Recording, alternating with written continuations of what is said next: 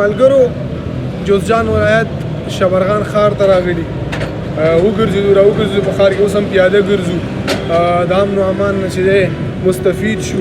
مزه یې وکړله چکر جمال صاحب څه خوندونه یې چکر نه واخیسته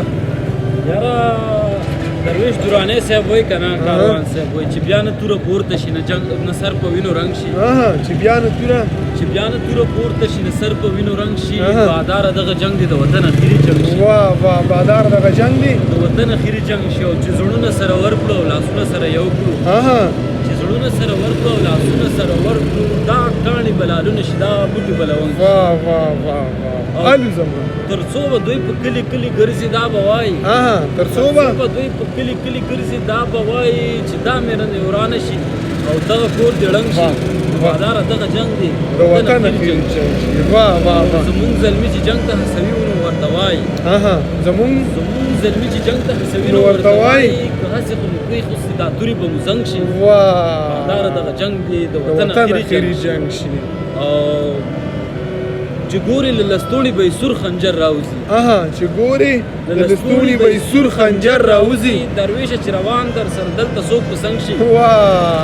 باداره دغه جنګ دی د وطن اخري جنګ شي یاره ښکلاګانې ډېرې زیاتې خوندونه مو واخیسته وګرځېدلو بلا خوند یې وکړ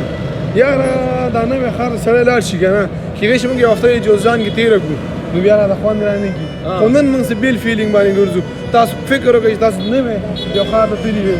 اول ځل باندې موږ چې کله اول مزار له لاړو بلکل ډېر روضه کې به ناست وو دې بعد دغه یو میاشت دوه میاشتو نه مزار شیپ ټیپ تغییر شو که نه هغه اول تصویر اوس هم زما اولنی نظر ډېر مزېدار زما په ذهن کې شته که چې ما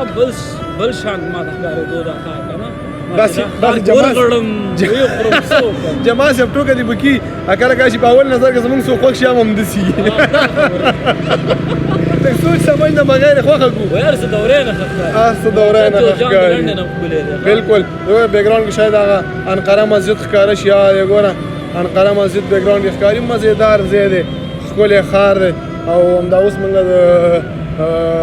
جوزجان چې سر رواني ولایت مقام مخې سر رواني نو هیله ده چې تاسو زموږ د ویډیو نه خوند اخیستی ښاد او آباد اوسئ ډېره مننه